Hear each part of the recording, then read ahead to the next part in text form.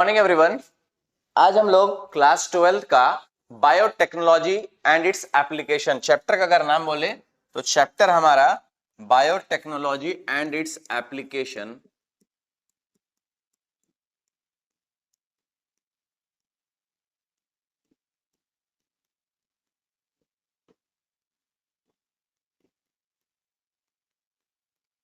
Biotechnology and its application का दो important topic को आज हम लोग डील करेंगे, ठीक है, जो एग्जाम में पूछा जा सकता है।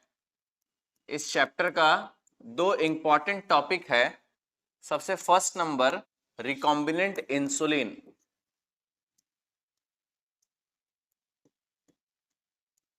रिकॉम्बिनेंट इंसुलिन और दूसरा नंबर टॉपिक आज करेंगे आरएनए इंटरफेरेंस।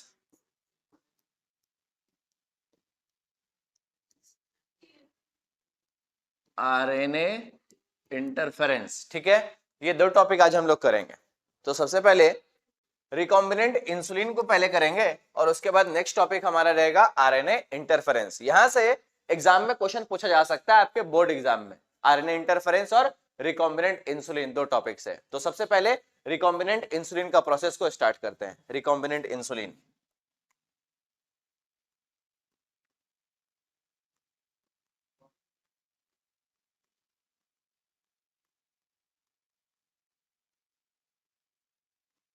तो एक एक करके सबसे पहले इसका डिटेल लिख लेते हैं कि इंसुलिन के बारे में हमको क्या क्या बात पता होना चाहिए, नॉर्मल और फिर रिकॉम्बिनेंट के बारे में। सबसे पहले हम लोग बात करते हैं कि इंसुलिन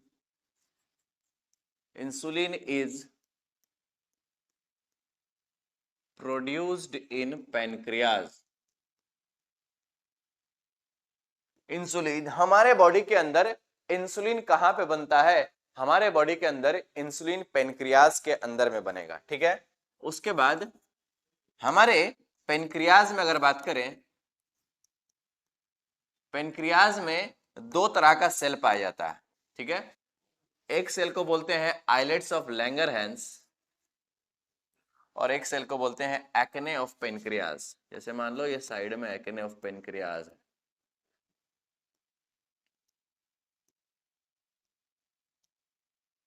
ठीक है, और इसके बीच में दो तरह का सेल होता है, alpha cell and beta cell.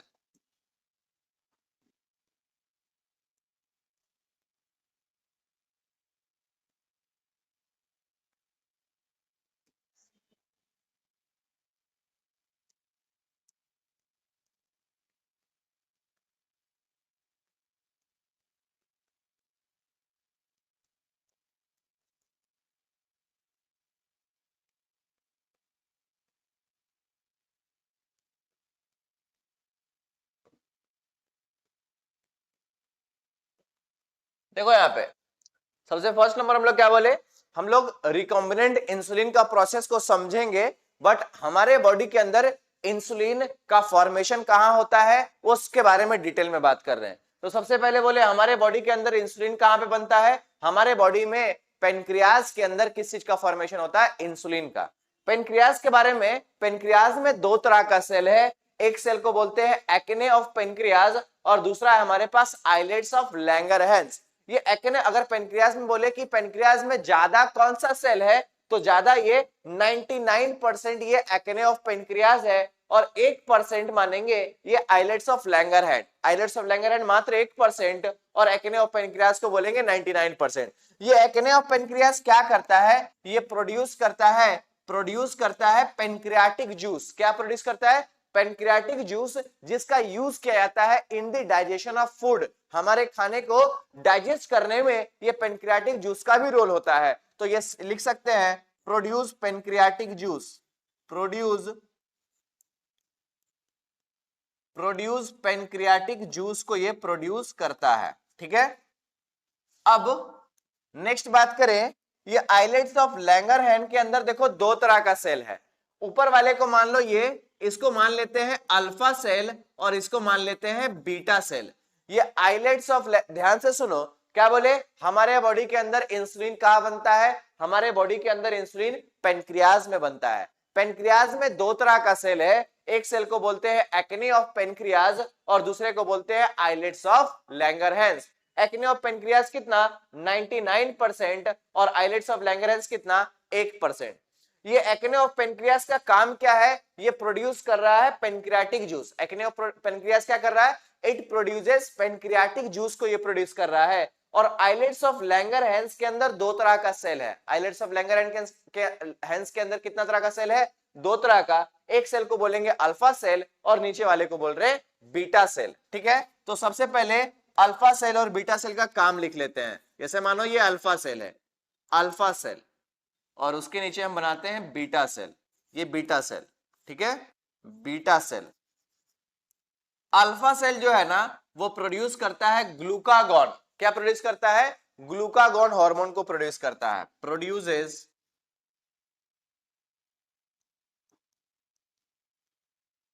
Glucagon का प्रोडक्शन करता है। और बीटा सेल प्रोड्यूस करता है इंसुलिन।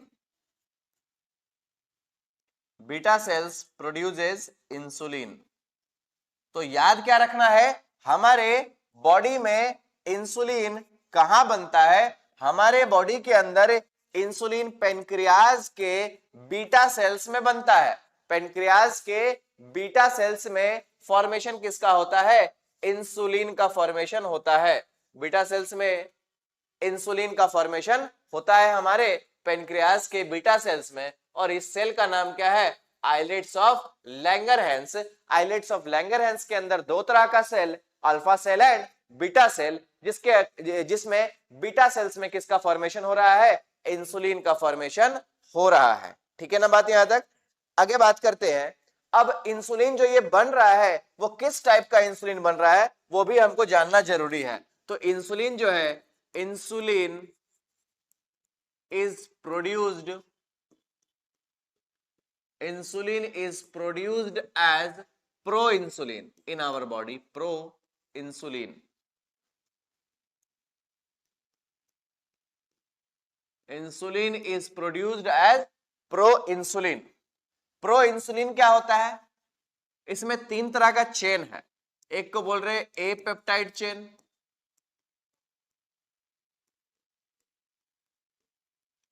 दूसरा बोल रहे हैं बी पेप्टाइड चेन,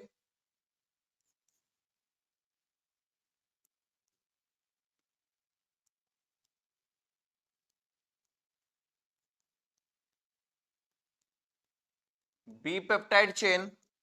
और तीसरा एक चेन है जिसको बोलते हैं सी पेप्टाइड चेन। क्या बोलते हैं, सी पेप्टाइड चेन। ये हो गया ब्लू वाला सी पेप्टाइड चेन। ठीक है, सी पेप्टाइड चेन। और इस इंसुलिन को हम लोग प्रो इंसुलिन बोलते हैं। ये क्या है, this is pro insulin. Pro insulin का मतलब इनएक्टिव इंसुलिन। इनएक्टिव मतलब ये इंसुलिन अभी काम नहीं कर रहा है। ये जो इंसुलिन है ये अभी फंक्शनल नहीं है, जिसको हम लोग प्रो इंसुलिन बोल रहे हैं। तो हमारे बॉडी के अंदर इंसुलिन जो बन रहा है वो सबसे पहले प्रो इंसुलिन बनता है। हमारे बॉडी के अंदर सबसे पहले किस टाइप का इंसुलिन बनता है, प्रो इंसुलिन, मतलब इनएक्टिव इंसुलिन। एक इनएक्टिव इंसुलिन में तीन चेन है। एक चेन है बोले ए पेप्टाइड चेन, दूसरे चेन को बोले बी पेप्टाइड चेन और तीसरे चेन को बोले सी पेप्टाइड चेन। याद रहेगा कि एक इनएक्टिव इंसुलिन में कितना तरह का चेन है, तीन तरह का चेन है। एक चेन को बोले ए पेप्टाइड चेन, दूसरे चेन को बोले बी पेप्टाइड चेन और तीसरे चेन को बोले हम लोग सी पेप्टाइड चेन। जिसमें से ये जो सी पेप्टाइड चेन है ना, इसका कोई काम नहीं है बॉडी में। ये समझ लो कि ये एक नॉन फंक्शनल पार्ट है, इसका बॉडी में कोई फंक्शन नहीं है। तो जब हमारा इंसुलिन एक्टिवेटेड होता है, अभी ये तो प्रो इंसुलिन बना, जब इसको एक्टिवेट करेंगे तो ये जो सी पेप्टाइड चेन है इसको यहां से हटा देंगे। और सी पेप्टाइड चेन को हटाने के बाद इस ए पेप्टाइड और बी पेप्टाइड के बीच में डाइसल्फाइड ब्रिज लगा देंगे, जिसको बोलेंगे एक्टिव इंसुलिन। ठीक है, तो अब हम एक्टिव इंसुलिन को बनाते हैं। इसको हम थोड़ा सा ना इधर कर लेते हैं, यहीं पे बनाएंगे तो ज्यादा क्लियर रहेगा। यहां से ए पेप्टाइड बी पेप्टाइड, अब इधर हम एक्टिव इंसुलिन को बनाते हैं, जिसमें से हम सी पेप्टाइड को हटा देंगे। एक्टिव इंसुलिन में से हम सी पेप्टाइड को रिमूव कर देंगे। तो यहां पे चलो एक्टिव इंसुलिन बनाते हैं। ए पेप्टाइड चेन बना लेते हैं, ऊपर में ए पेप्टाइड चेन, नीचे में B peptide chain, B peptide chain, और सी पेप्टाइड को हटा देंगे तो उसी को बोलते हैं हम लोग एक्टिव इंसुलिन, और यहाँ पे डाइसल्फाइड ब्रिज लगा देंगे तो इसको क्या बोलेंगे, एक्टिव इंसुलिन बोलेंगे इसको। ठीक है, तो एग्जाम में जनरली पूछा जाता है कि इंसुलिन में किस चीज का ब्रिज प्रेजेंट होता है बिटवीन द टू चेन, दो चेन के बीच में कौन सा ब्रिज होता है। ये हो गया ए peptide chain, A peptide chain, ये हो गया बी पेप्टाइड चेन, और बीच में क्या है, डाइसल्फाइड ब्रिज है। ये बीच का क्या है, डाइसल्फाइड ब्रिज है।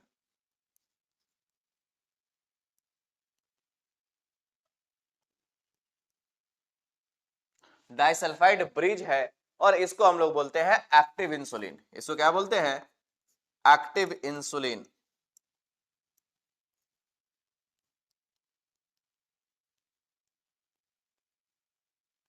एक्टिव इंसुलिन बोलते हैं इसको।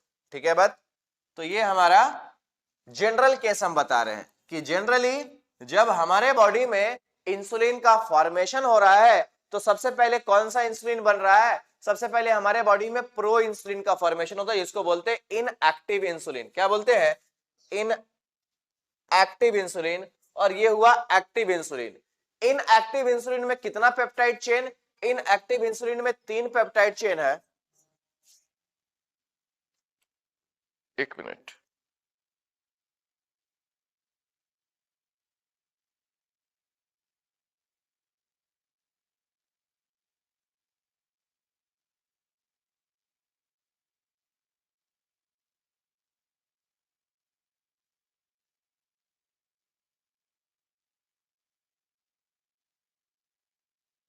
क्या बोले, प्रो इंसुलिन में कितना चेन है, प्रो इंसुलिन में 3 चेन है। एक चेन को बोले ए पेप्टाइड चेन, दूसरा चेन को बोले बी पेप्टाइड चेन, और इसमें तीसरा चेन को बोले सी पेप्टाइड चेन। जिसमें से ये जो सी पेप्टाइड चेन है ना, ये फंक्शनल नहीं है, इसका कोई हमारे बॉडी में वर्क नहीं है, इसका कोई काम नहीं है।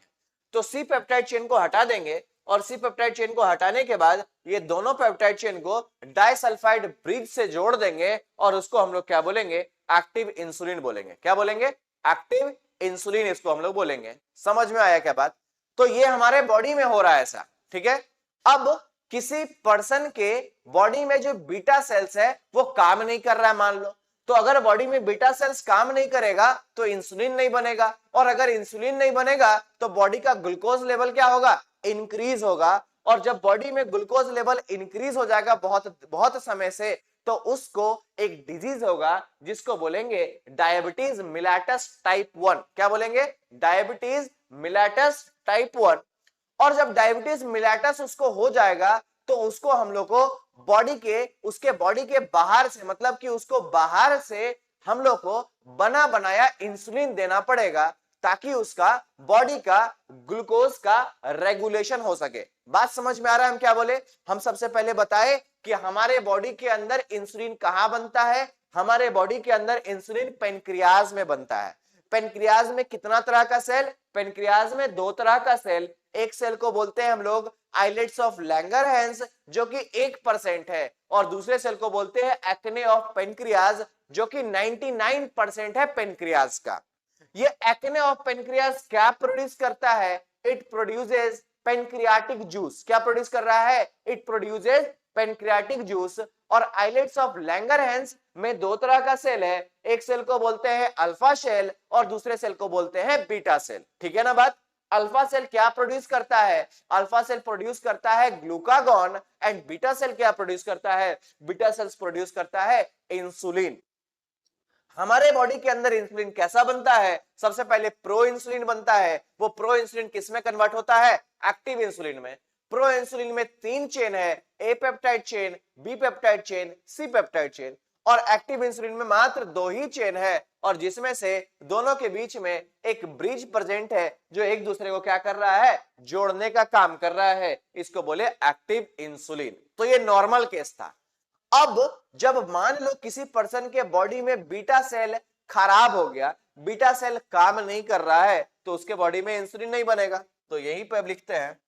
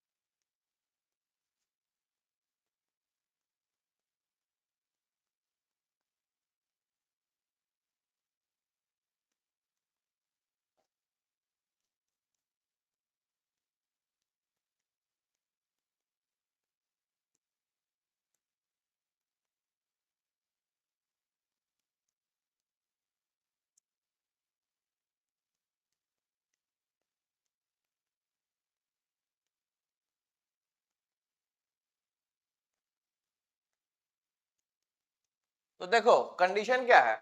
सबसे पहले क्या बोले कि अगर किसी पर्सन में बीटा सेल्स काम करना बंद कर दिया, बीटा सेल्स काम नहीं कर पा रहा है, तो जब उस पर्सन का beta cell of islets of Langerhans not working, जब बीटा सेल काम नहीं करेगा, तो सबसे पहले सोचो कि बीटा सेल का काम क्या है। बीटा सेल्स का हमारे बॉडी में काम है इंसुलिन बनाने का। हमारे बॉडी में बीटा सेल क्या बनाता है? इंसुलिन का फॉर्मेशन करता है। तो जब बीटा सेल ही काम नहीं करेगा, तो इंसुलिन का लेवल क्या होना स्टार्ट हो जाएगा? इंसुलिन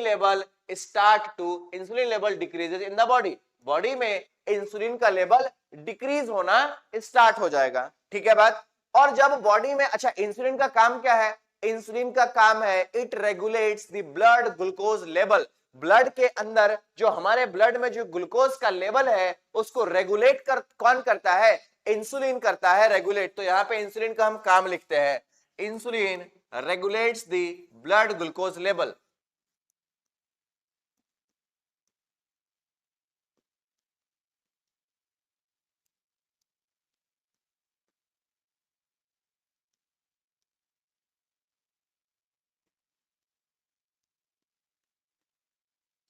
इंसुलिन रेगुलेट करता है किस चीज को?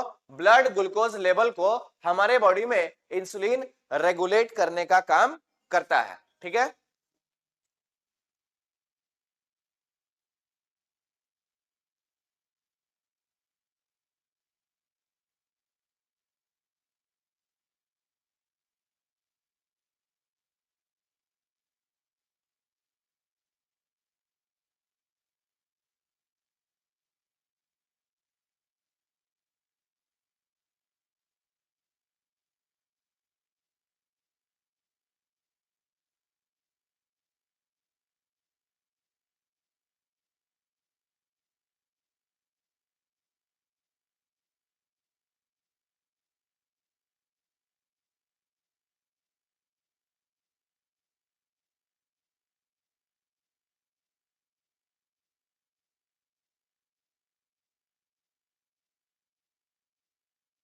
क्या बात कर रहे हैं कि इंसुलिन का लेवल बॉडी में कम होने से क्या होगा? ब्लड में जो ग्लूकोज का कंसंट्रेशन है वो धीरे धीरे क्या होगा?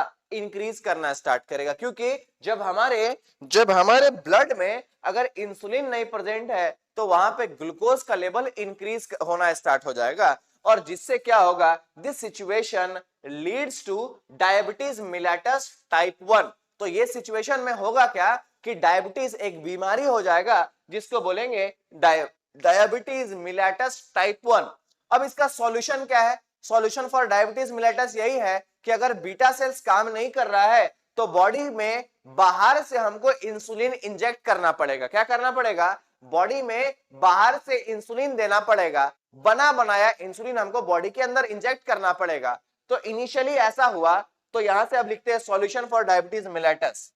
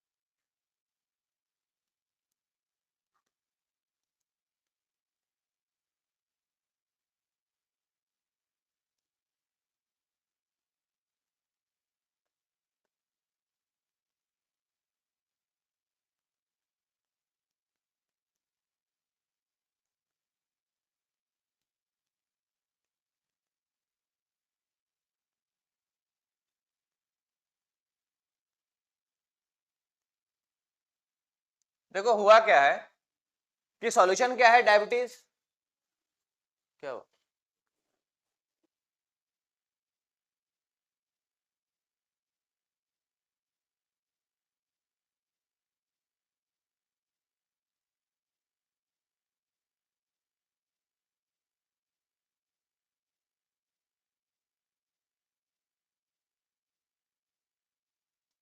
देखो अभी तक बताएं क्या, सो समझ लो।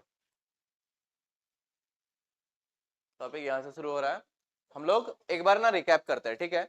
कुछ स्टूडेंट अभी आए हैं तो फिर से हमको रिकैप करना पड़ेगा। देखिएगा, सबसे पहला नंबर हम लोग बात कर रहे हैं रिकॉम्बिनेंट इंसुलिन के बारे में, ठीक है।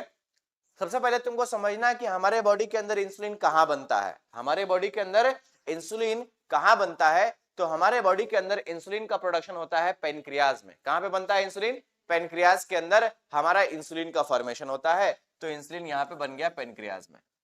पेनक्रियाज में कितना तरह का सेल है? दो तरह का सेल होता है। एक सेल को बोलते हैं एक्ने ऑफ पेनक्रियाज, जो कि पेनक्रियाज का 99% पार्ट है। कि एक पेनक्रियाज में 99% जो सेल है वो कौन सा है? एक्ने ऑफ पेनक्रियाज, जिसका काम है पेनक्रियाटिक जूस सिक्रीट करने का।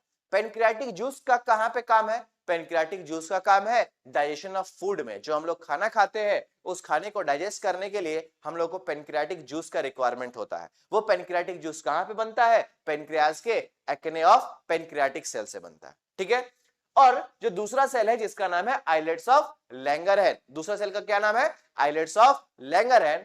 इस आइलेट्स ऑफ लैंगरहैन पूरे पेनक्रियाज का मात्र 1% है। कि पूरे पेनक्रियाज में मात्र 1% ही क्या मानेंगे? आइलेट्स ऑफ लैंगरहैन, मतलब बहुत कम सेल है।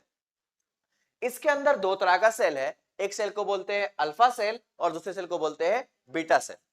अल्फा सेल का काम है ग्लूकागॉन बनाने का। अल्फा सेल क्या बनाता है? अल्फा सेल फॉर्म करता है ग्लूकागॉन को। और बीटा सेल क्या बनाता है? इंसुलिन को। याद रखना, बीटा सेल क्या बनाता है? इंसुलिन का फॉर्मेशन करता है। तो बात समझ में आया कि हमारे बॉडी के अंदर पेनक्रियाज के अंदर क्या बनता है? इंसुलिन। पेनक्रियाज में भी कहां पे? बीटा सेल में। आइलेट्स ऑफ लैंगरहैन का जो बीटा सेल है वो क्या बनाता है? इंसुलिन बनाता है, ठीक है। अब मेरे बॉडी के अंदर इंसुलिन किस टाइप का बनता है? तो मेरे बॉडी के अंदर इंसुलिन पहले बनता है प्रो इंसुलिन। कैसा बनता है? Pro insulin. प्रो इंसुलिन का मतलब इनएक्टिव इंसुलिन। कैसा इंसुलिन? Inactive insulin. फिर एग्जाम में पूछेगा कि प्रो इंसुलिन में कितना तरह का चेन? 3 तरह का chain, A peptide chain, B peptide chain, C peptide chain. जिसमें से ये जो सी पेप्टाइड चेन है इसका बॉडी में काम नहीं है, ये एक नॉन फंक्शनल पार्ट है। क्या बोले? A peptide chain, B peptide chain, C peptide chain, जो कि किसका पार्ट है? Pro insulin. प्रो इंसुलिन का मतलब इनएक्टिव इंसुलिन, जो बॉडी में अभी काम नहीं कर रहा। तो मेरे बॉडी के अंदर पहले कौन सा इंसुलिन बनता है? पहले प्रो इंसुलिन बनता है, ठीक है। अब इंसुलिन को हमको एक्टिवेट करना पड़ता है, उसको हम लोग एक्टिव इंसुलिन बोल सकते हैं। तो इसको एक्टिवेट करने के लिए ये जो सी पेप्टाइड चेन है इसको क्या कर देते हैं? हटा देते हैं। तो सी पेप्टाइड को चेन को हटा दिए और दोनों चेन को हम लोग डाइसल्फाइड ब्रिज से क्या कर दिए? जोड़ दिए। तो इसको क्या बोले हम लोग? Active insulin. क्या नाम दिया इसको? एक्टिव इंसुलिन बोले, ठीक है। बात यहां तक। उसके बाद हम बात किए कि ये नॉर्मल केस था, लेकिन अगर किसी ह्यूमन में बीटा सेल ही खराब हो गया, किसी के बॉडी में बीटा सेल काम नहीं कर रहा है, तो जब बीटा सेल काम नहीं करेगा तो क्या होगा? इंसुलिन का लेवल धीरे धीरे ऑटोमेटिकली घटना स्टार्ट होगा। घटेगा ना, क्योंकि इंसुलिन कौन बना रहा है? बीटा सेल बना रहा है। और अगर किसी ह्यूमन में बीटा सेल ही खराब हो गया, इंसुलिन के आइलेट्स ऑफ लैंगरहैन में जो बीटा सेल है वही फंक्शन नहीं कर पा रहा है, तो इंसुलिन का लेवल क्या होगा? धीरे धीरे बॉडी में घटेगा। इंसुलिन का बॉडी में काम क्या है? इंसुलिन करता है रेगुलेट ब्लड ग्लूकोज के लेवल को। मतलब मेरे बॉडी में ब्लड में कितना ग्लूकोज होना चाहिए उसको कौन देखरेख करता है? उसको रेगुलेट कौन करता है? इंसुलिन करता है। इंसुलिन ब्लड के ग्लूकोज लेवल को बराबर मेंटेन करके रखता है, ना ज्यादा बढ़ने देता है ना ज्यादा घटने देता है। तो ये काम किसका है? इंसुलिन का काम है। तो लेकिन जब बॉडी में इंसुलिन ही नहीं बनेगा तो ब्लड के ग्लूकोज को रेगुलेट कर पाएंगे क्या? नहीं कर पाएंगे। तो धीरे धीरे ब्लड का ग्लूकोज लेवल क्या हो जाएगा? बढ़ना स्टार्ट होगा। तो ब्लड का ग्लूकोज लेवल क्या हो गया? Start to increase. Blood glucose level बढ़ना स्टार्ट हुआ। जब हमारे बॉडी में ब्लड के अंदर बहुत ज्यादा ग्लूकोज हो जाता है, उसको वहां पे एक डिजीज होगा जिसको बोलते हैं डायबिटीज मेलिटस टाइप 1। क्या बोलते हैं? Diabetes mellitus type 1। जब बॉडी में ग्लूकोज का लेवल बढ़ जाता है ब्लड में तो डिजीज कौन सा होता है? Diabetes mellitus type 1। अब इसका सॉल्यूशन क्या है? डायबिटीज मेलिटस टाइप 1 का सॉल्यूशन क्या है? सॉल्यूशन यही है कि हम लोग को बॉडी में बाहर से क्या देना पड़ेगा, बना बनाया इंसुलिन देना पड़ेगा, क्योंकि वो पर्सन इंसुलिन नहीं बना पा रहा है, जो डिजीज्ड पर्सन है वो इंसुलिन को बॉडी में नहीं बना पा रहा है, जिसके कारण हमको उसको इंजेक्ट करना पड़ेगा प्री फॉर्म्ड इंसुलिन, मतलब बना बनाया पहले से इंसुलिन देना पड़ेगा। ठीक है, तो अर्लियर पहले शुरुआत में ऐसा क्या हुआ कि कैटल जैसे पिग हो गया, पिग के पेनक्रियाज से इंसुलिन एक्सट्रैक्ट करते थे और उसको ह्यूमन के बॉडी में इंजेक्ट करते थे। इससे हुआ क्या प्रॉब्लम, इससे दिक्कत यह हुआ कि एलर्जी होने लगा, कि जो एनिमल ओरिजिन का इंसुलिन जब हम ह्यूमन के बॉडी में इंजेक्ट करते हैं तो उससे हमारे बॉडी में बहुत सारा प्रॉब्लम आने लगा, बहुत ज्यादा एलर्जी होने लगा। ठीक है, वैसे वो काम कर रहा था, वो इंसुलिन काम कर रहा था, but it is due to animal origin, वो एनिमल ओरिजिन होने के कारण वो इंसुलिन हमारे बॉडी में एलर्जी कॉज कर रहा था। ठीक है, तो इसी का सॉल्यूशन फाइंड करने के लिए अब but insulin from the animal origin was reactive and it cause various allergy का कॉज किया, लेकिन वो काम कर रहा था, फंक्शन कर रहा था, लेकिन वो एलर्जी भी कॉज कर रहा था। ठीक है, तो इसका ही सॉल्यूशन निकाला गया 1983 में। 1983 में एक अमेरिकन कंपनी है जिसका नाम था इली लिली, जो कि ह्यूमन ओरिजिन वाला इंसुलिन रिकॉम्बिनेंट मेथड से बनाया, दैट इज बायोटेक्नोलॉजी का यूज करके वो ह्यूमन ओरिजिन का इंसुलिन प्रोड्यूस करना स्टार्ट किया। ठीक है, तो इसी का सॉल्यूशन ये है कि इन 1983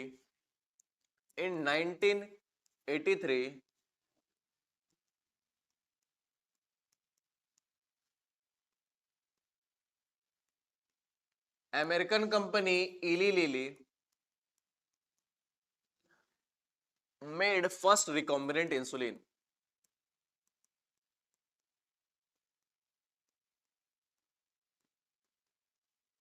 recombinant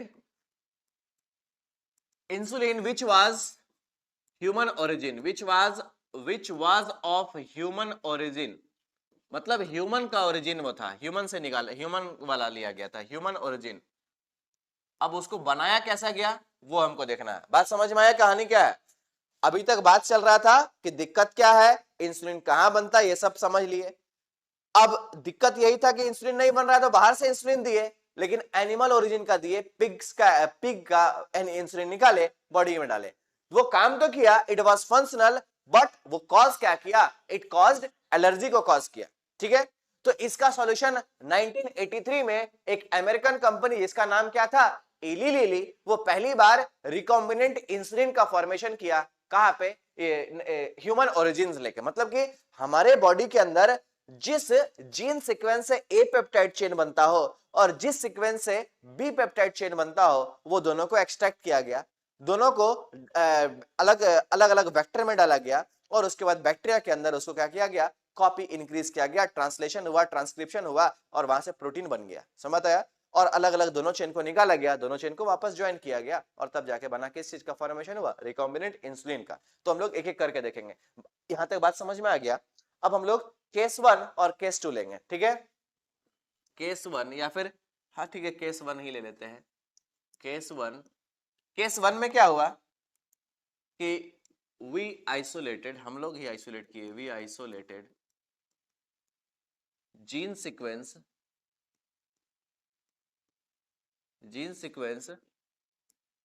which produces a peptide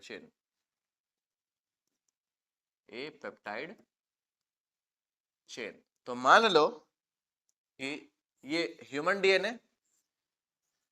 DNA में मान लो कि इस जीन सीक्वेंस से, इसके इतने दूर में जो जीन का सीक्वेंस है, इससे क्या बनता है, ए पेप्टाइड चेन बनता है। ठीक है, तो ऐसा मान लेते हैं gene sequence for a peptide chain, gene sequence for a peptide chain पता कर लिए। अब इस जीन सीक्वेंस को क्या किए हम लोग, इस जीन सीक्वेंस को PBR 322 में इंसर्ट कर दिए। ठीक है, इस जीन सीक्वेंस को हम लोग क्या किए, PBR वेक्टर लिए, PBR 322 में हम इसको, इस जीन सीक्वेंस को ऐड कर दिए। ठीक है, मान लो कि ये जीन सीक्वेंस किस चीज का है, gene sequence for a peptide chain. ठीक है, PBR 322 में इसको हम ऐड कर दिए, PBr322 में हम इसको ऐड कर दिए। अब इस वेक्टर को हम कहाँ डाल दिए, ई कोलाई में डाल दिए। कहाँ डाल दिए, ई कोलाई में डाल दिए। इस प्लाज्मिड वेक्टर को हम डाल दिए ई कोलाई के अंदर, इस प्लाज्मिड वेक्टर को हम ऐड कर दिए और यहाँ पे ऐड कर दिए। इस जीन सीक्वेंस से क्या क्या हुआ, इस जीन सीक्वेंस से पहले क्या हुआ, एमआरएनए बना। एमआरएनए बनेगा ना, ट्रांसलेशन होगा, ट्रांसक्रिप्शन होगा तो, और उसके बाद क्या बन गया, प्रोटीन बन गया। और प्रोटीन में बना क्या, ए पेप्टाइड चेन बनेगा ना, क्योंकि यहाँ पे जो जीन है वो किस चीज को बनाता है, ए पेप्टाइड चेन को बनाता है। तो इस जीन से पहले एमआरएनए बना और उस एमआरएनए से फिर क्या बना, ए पेप्टाइड चेन का फॉर्मेशन हुआ। पहले ट्रांसक्रिप्शन हुआ, फिर क्या हुआ, ट्रांसलेशन हुआ, ए पेप्टाइड चेन बन गया। मान लो इसको चेन के फॉर्म में ही बना देते हैं, ठीक है। तो ए पेप्टाइड चेन बन गया, ये ऐसा ए पेप्टाइड चेन बन गया, ए पेप्टाइड चेन बन गया, ठीक है। तो एग्जाम में आपसे पूछेगा कि रिकॉम्बिनेंट इंसुलिन बनाने के लिए क्या ए पेप्टाइड चेन और बी पेप्टाइड चेन अलग अलग बनाए या एक साथ बनाए, अलग अलग बनाए, ठीक है। तो एक बार सबसे पहले क्या बनाए, ए पेप्टाइड चेन बनाए। सबसे पहले हम क्या किए, हम अपने बॉडी में फाइंड किए कि मेरे बॉडी का कौन सा जीन सीक्वेंस ए पेप्टाइड चेन को बनाता है, वो पता किए। पता करने के बाद उस जीन सीक्वेंस को आइसोलेट किए और कहां पे ऐड कर दिए, PBr322 वेक्टर में ऐड कर दिए। इस वेक्टर को ई कोलाई बैक्टीरिया में डाल दिए और ई कोलाई बैक्टीरिया के अंदर हम इसका मल्टीप्लिकेशन करवाए। जब ई कोलाई बैक्टीरिया में ए पेप्टाइड जीन हम यहां डाल दिए हैं, इससे एमआरएनए बना और इससे क्या बन गया, ए पेप्टाइड चेन। अब ए पेप्टाइड चेन हम बहुत सारा बना सकते हैं, क्योंकि ई कोलाई जितना बार रिप्रोड्यूस करेगा उतना बार ए पेप्टाइड बनते जाएगा, बहुत सारा बन जाएगा। फिर नेक्स्ट केस में, केस नंबर 2 में क्या करेंगे, बी पेप्टाइड चेन बनाएंगे। केस नंबर 2 लेते हैं, केस 2 है हमारे पास बी पेप्टाइड चेन के लिए। केस 2 में क्या करेंगे,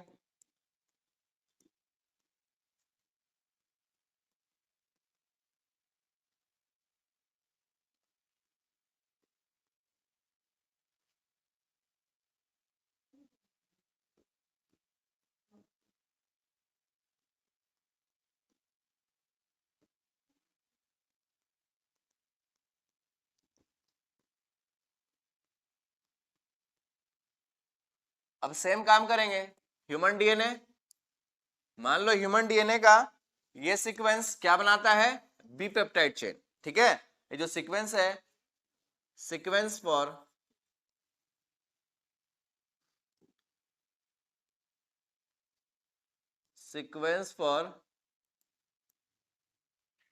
बी पेप्टाइड चेन का ये सीक्वेंस है, ठीक है।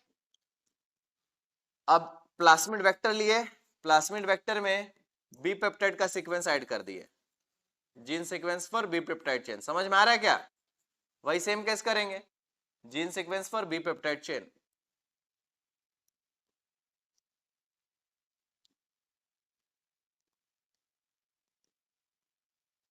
Gene sequence for B peptide chain, और इसको हम कहा डाल देंगे, ई कोलाई में डाल देंगे। समझ में आ रहा है क्या, ई कोलाई के अंदर ये वाला डाल दिए और इसमें क्या प्रेजेंट है, बी पेप्टाइड का सीक्वेंस प्रेजेंट है। सेम काम होगा, ट्रांसलेशन होगा तो एमआरएनए बनेगा और उसके बाद ट्रांसक्रिप्शन होगा तो एमआरएनए बनेगा और ट्रांसलेशन होगा तो फिर क्या बन जाएगा, प्रोटीन का चेन बन जाएगा, इसको क्या बोलेंगे, बी पेप्टाइड चेन। ये बी पेप्टाइड चेन बन गया। दो चेन अलग अलग बना लिए, दोनों चेन को इक्वलाई से बाहर निकालेंगे, दोनों को ज्वाइन करेंगे, क्या बन गया, रिकॉम्बिनेंट इंसुलिन बन जाएगा, ठीक है। तो हम लोग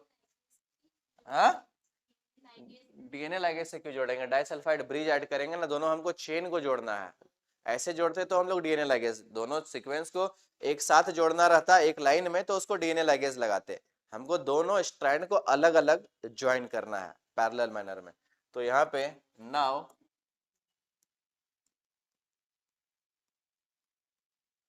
now we will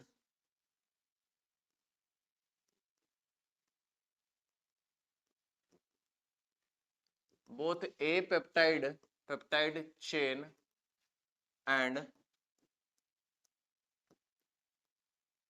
B peptide, both A peptide chain and B peptide chain by disulphide bridge,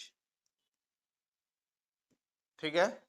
तो ए पेप्टाइड चेन जो बनाए, ए पेप्टाइड चेन बनाए, फिर अलग से जो बी पेप्टाइड चेन बनाए, दोनों को क्या कर दिए, जोड़ दिए, डाइसल्फर ब्रीज से जोड़ दिए, और जब जोड़ दिए तो इसको क्या बोले, रिकॉम्बिनेंट इंसुलिन। और ये जो रिकॉम्बिनेंट इंसुलिन है वो किस नेचर का है, ह्यूमन ओरिजिन का है, क्योंकि किस जीन से बनाया है, ह्यूमन के जीन से बनाया है, ह्यूमन ओरिजिन का हो गया ये हो गया रिकॉम्बिनेंट इंसुलिन।